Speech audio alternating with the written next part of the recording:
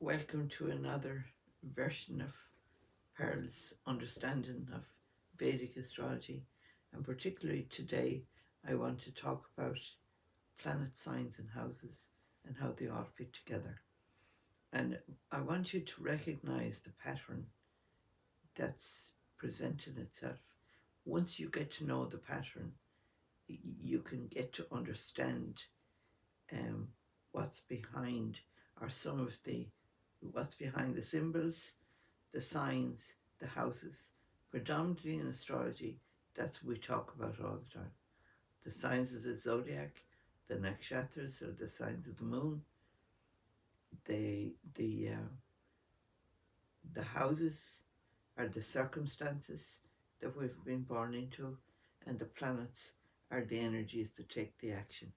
Now, when you're learning and when you're starting to learn, there's a lot of information that needs to be collected.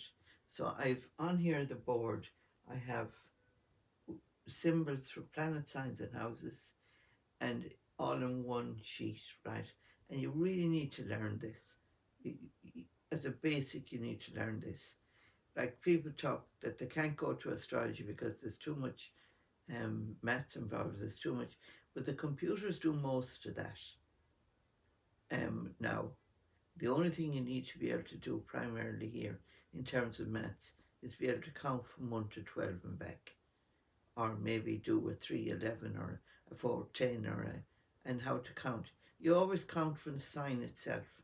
That's one of the key things. You always count from, say you're going to count from Aries to Taurus. Aries is 1, Taurus is 2, or Aries to Libra is 7. And so, you always start with the sign that you're in and you count the difference. And so that's mainly one of the nicest dances we do in astrology, is count the relationships, because you're talking about how everything relates to everything else, because life is all about relationship, and astrology is all about how we relate to each other. Each house represents a person. Now, I specifically use the South Indian style of chart because it's easy to see the pattern. It's easier to see the pattern by keeping the signs in the same place. So you have a steady form for the signs. So the houses move in the South Indian style, but the pattern is the zodiac stays the same. So the zodiac is, this chart always has Pisces in this top corner. The next sign is going to be Aries. The next sign is going to be Taurus, Gemini, Cancer, Leo, Virgo, Libra, Scorpio, Sagittarius, Capricorn, and Aquarius. You need to know those names. You just need to remember those names. This is fundamental to astrology. Now, the other thing you need to recognize in this pattern, and I have written them in here, but when you look at a chart in any screen, they're not going to be written in for you. So you need to remember that always Pisces have it up here on the top left-hand corner, and you work it from there. The sequence is always the same, so the chart will always have those signs in those positions. And so the other pattern that's here is the position of the planets that are responsible for these territories. So the sign of the zodiac gives you a gift. It's a quality that everybody gets, all 12 signs. Not to be confused with what you see in a newspaper, which says, if you're born on a particular date, this sign is you. That's all very well for entertainment, but it's not astrology as such. We have all 12 signs, and we get all these gifts, whether we use them or how well we use them, or how difficult we find to use them is what life is about. It's a series of experiences, and as my mother says, life is a series of problems and solving them is living. And this gives you an insight into where you might have the problem and maybe where the solution is as well. And so we have a pattern with the signs of the zodiac, and and each sign of the zodiac has a planet that's responsible for that area. Like here I have my house, and I'm the person responsible for the house. So I'm the one that's going to be taking the action to do whatever's going to be going on in this house. My priorities are going to be what's going to be dealt with here because this is my house. So a planet that owns a house is comfortable in that place. And today now we have Jupiter moving into Pisces. He's gone home to the monastery to restore himself. Ultimately, after coming through very difficult territory up through Saturn signs, and for the last couple of years, he's had a really hard time. He's now gone into Pisces, into the sign associated with the vast ocean of awareness. He's gone back to the monastery to restore himself because Jupiter owns this sign. He's gone home and he's going to heal himself.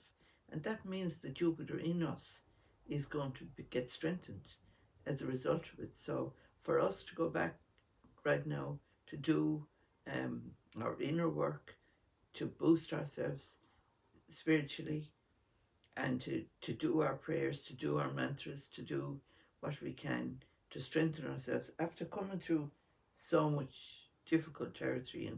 And as we have, this is 2022, just in case you're watching this in 2050, it's God knows what will happen in the meantime. I won't be around anyway. Well, not in this haven. But yeah, let's talk about the planets, okay, and who owns what. So we're going to start over here on the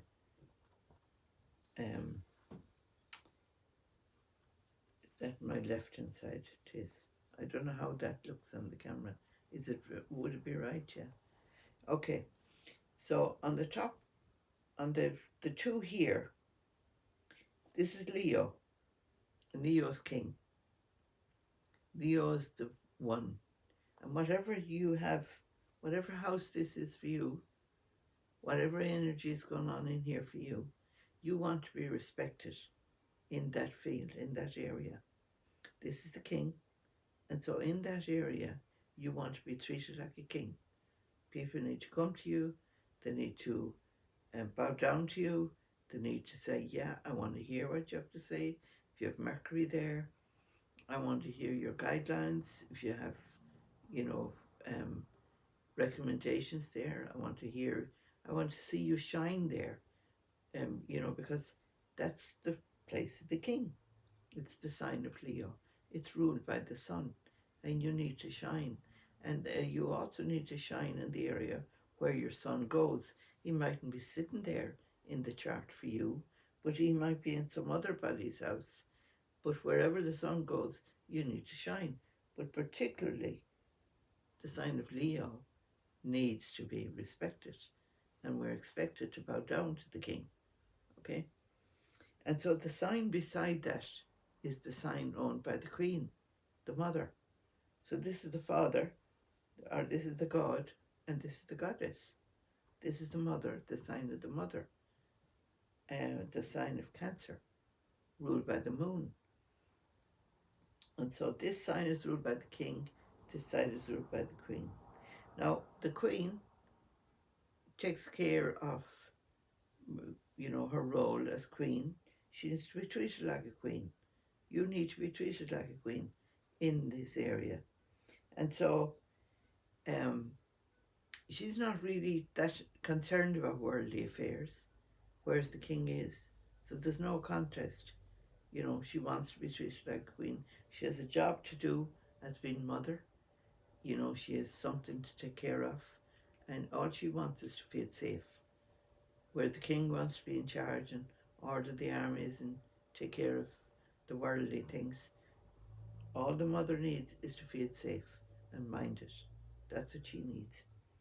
And so here is ruled by the king, here is ruled by the queen. Now,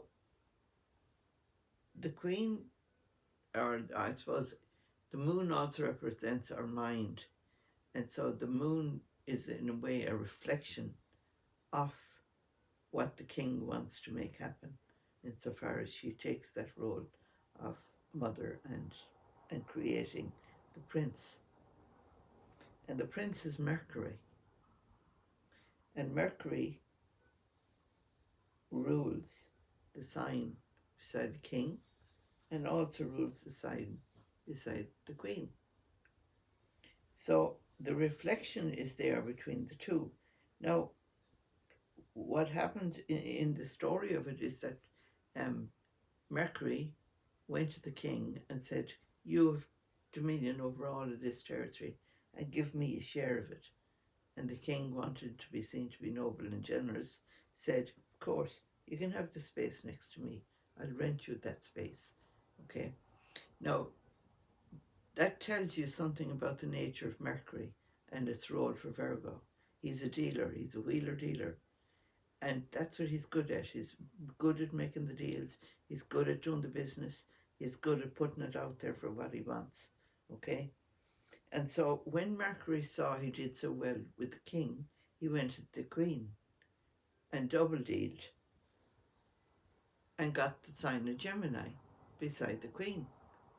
And so the queen said, or the moon said, "Yeah, of course you can have the space next to me." The mind thinking that she's as good as the king any day and can you know, take those roles as well. So yeah, so this is Gemini and this is Virgo. They are both ruled by Mercury. The Mercury on this side is much more, I suppose, calculating and could see the opportunity, whereas the Mercury on this side is more fun and partying and gossiping and, you know, all that side of things. So you could see your accountant here, but the reporter here, the mainstream media here. And so as I said, this is ruled by the sun, the sign of Leo. This is Cancer, the sign of Cancer, ruled by the moon. This is Virgo, ruled by Mercury. This is Gemini, ruled by Mercury also. Now, Venus is the next planet out in the order in the heavens.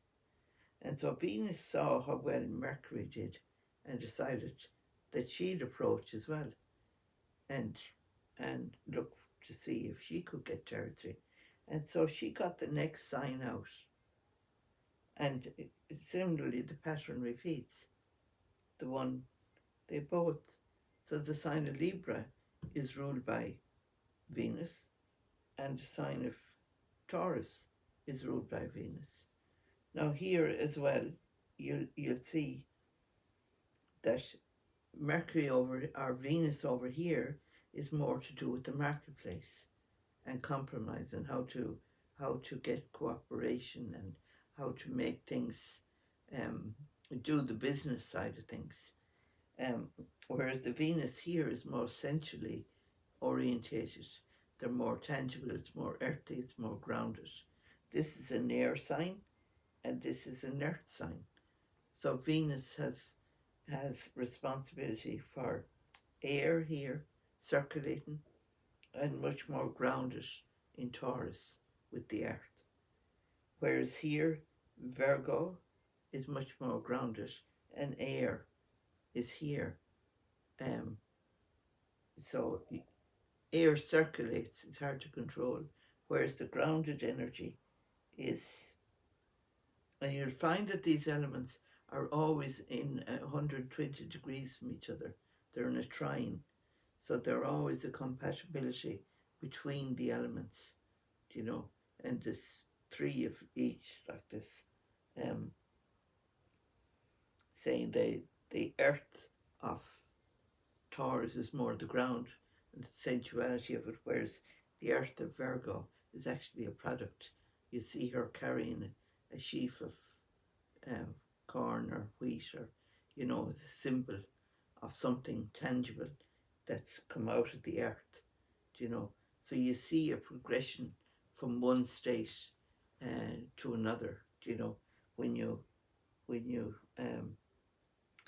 this is what I'm saying, in the logic of this, to see the patterns, to try and get an understanding of the elements and the way they work, And so, just to carry on, the next planet out in the pattern is Mars. Okay, when we look at the order of things in the heavens and the astronomy of it, you have Venus one side. These are inner planets. The Venus, the Mercury, the Sun, they're the inner planets.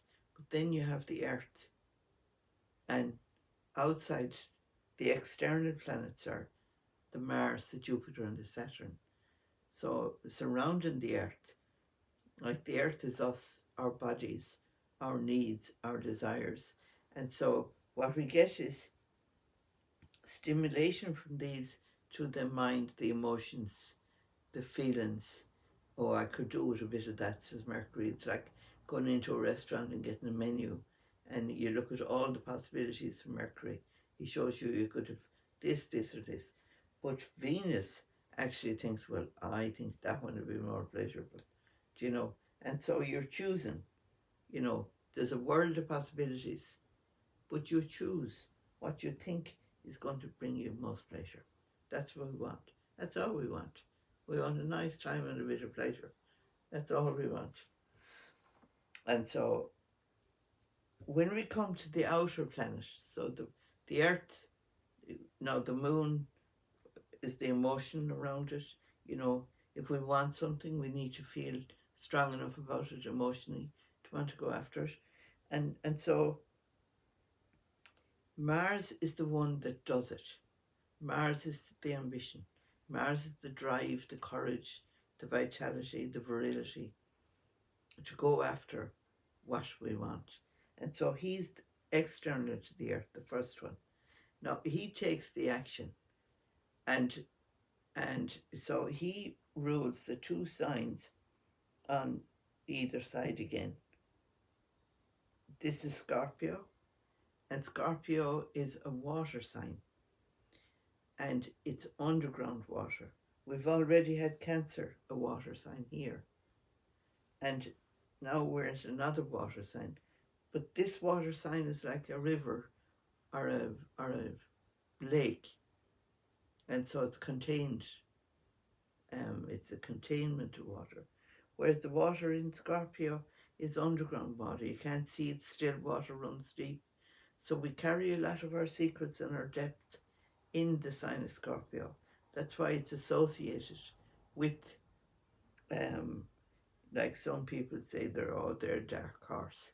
That kind of, we don't know what's there, and you could be, you don't know what's going to come up out of it. And then invariably there's a bit of a sting in his tail, So another thing that has happened today as well is that the Rahu Ketu axis has just moved from Scorpio, Taurus. They moved backwards, and so Ketu's after moving to Libra, and there's always a sting as it crosses the path. There's always some little, I won't put the word on it, but you know what I mean anyway. There's some little thing that's going to get you on the move with the Scorpio, and it kind of gets to the core of you. Now it might be a truth that just, or maybe it's a frightener. Maybe it's something that shocks you into, oh, I better do something about that. Just some little fire or something that says you better the lights might start flashing, or you know, just some little warning, you know, that you need to be more careful, or mistakes, because this sign is ruled by Mars, but it's also ruled by Ketu. And so any little thing, Ketu brings us to an awareness of our spiritual depths. But if it does it in a mystical type way. You know, anybody that's interested in studying astrology, or, you know, being involved with anything to do with, you know, mythology or that, would be very influenced by the Ketu quality and the depths, the secret, the research that goes into finding out what's at the really what's going on, you know, at a mystical level. And so that we're not just physical bodies, that we are spiritual beings. And Ketu keeps reminding us of that. And it reminds us, you know, that we're here on a spiritual journey, not just to eat and sleep and whatever, that we have a purpose for being here. And the karma that has come, that we've created, and the experiences we've had, you know, really by the time wherever Ketu sits, or what it sits with, we have done that before in a way, so we're not really that interested in repeating the pattern. You know, we've done that, been there. It's the Rahu side of the axis that wants to achieve, because the Rahu side had no experience with that area, or they didn't develop very well in that area. And if they're with something, with a planet, another planet, that's an area that they really need to put right in themselves, you know, because Rahu is a bit of a rogue, whereas Ketu will take us to the mystical end of things and say, okay, you'll do your penance, or you'll donate, or you'll want to do something to fix it. Rahu will beg, steal, or borrow to get what it wants from whatever source it's associated with. So it's always good to remember these two characters. We'll come to Rahu again anyway in a minute. So Mars rules these two. So the Mars of the Aries is a fire sign. Leo is a fire sign. So Mars is like the military. Mars is keeping the king safe. He works for the king. He's the army. He looks after the king. He's his guard, his bodyguard. You know, he's in charge. So Mars is a fire sign, and the Sun is a fire sign. Leo is a fire sign. Aries is a fire sign. Mars is a fiery, go-get-it energy, drive to begin new things, get things started, get things moving, get things going according to the king's command. He likes to be beside the management. He likes to be in charge of the management. So the Mars energy is very good at making us do things, okay? Now, if what we do is beneficial, what happens is that we get expanded, we grow, we expand into the Jupiter. We become wise. We've learned from what we've done. So Jupiter gets responsibility for the sign of Sagittarius and the sign of Pisces. As I said, he's just moved to Pisces. So he's gone home to his own house to restore himself. And in this house here, on this sign here, this is the sign of Pisces. It's another water sign. So here you had the river or the lake. Here you had the underground still water that you couldn't see. And here you have the vast ocean of awareness, gone to the goddess, to dissolve, for forgiveness, for coming back to cleansing, you know, at a much deeper level in the sign of Pisces, to be restored. Whether we go to the monastery, whether we go to maybe a hospital, which whatever we're doing here, we're doing for the forgiveness It's forgiving. You could take it as two words. It's forgiving. And so devotion is the other thing that's done here. It's I think above anything you do, whatever's going on in the world right now, there is a need for for those that have been empowered, because the Jupiter really symbolizes the bishop in terms of the king's court.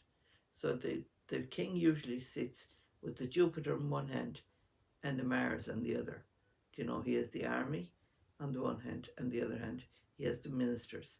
So he has the judges, he has the doctors, he has the professional people, we'd say, people that we empower to take care of us and look after us. It's their job to take care and look after us.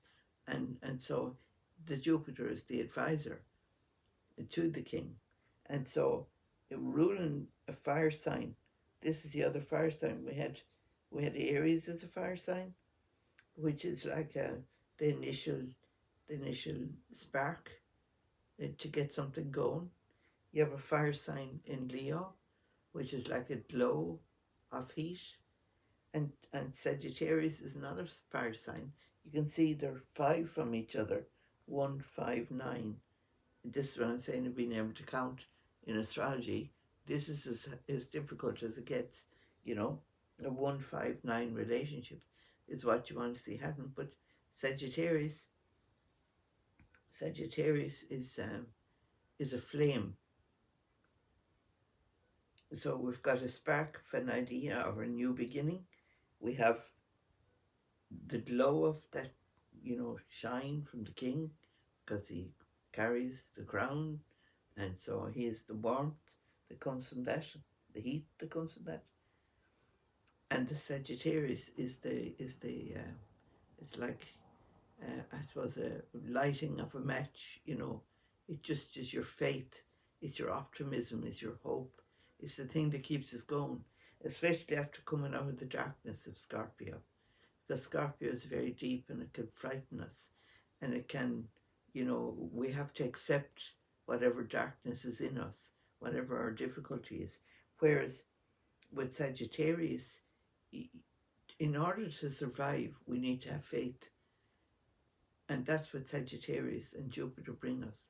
It gives us hope. It gives us optimism. It shows us that we can expand, we can grow. And so it gives us the faith to carry on despite our weaknesses, despite our darkness, despite the journey we've come, that there's enough to live for.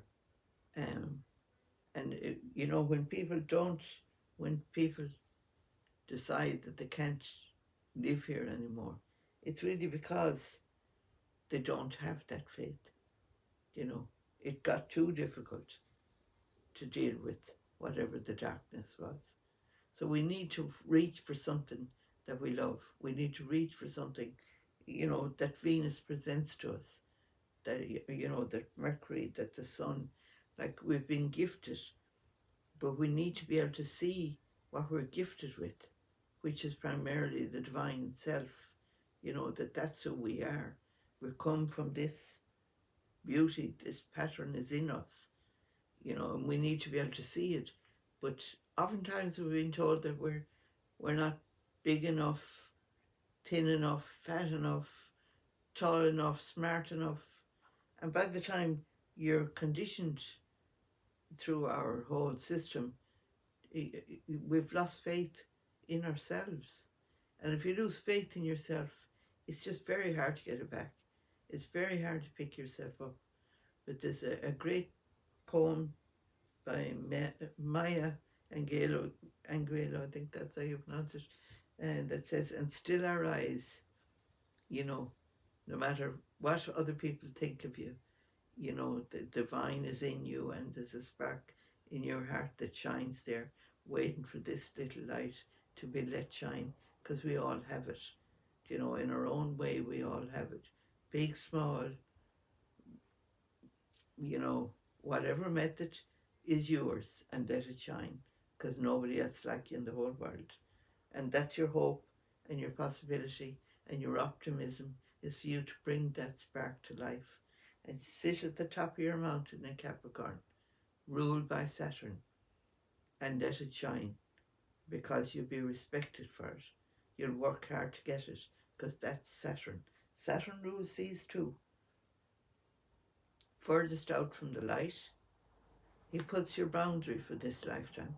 He says, you carry a burden, you carry a, like one of the symbols I have in my garden for Saturn is the tortoise. He's carrying the weight of his karma on the back.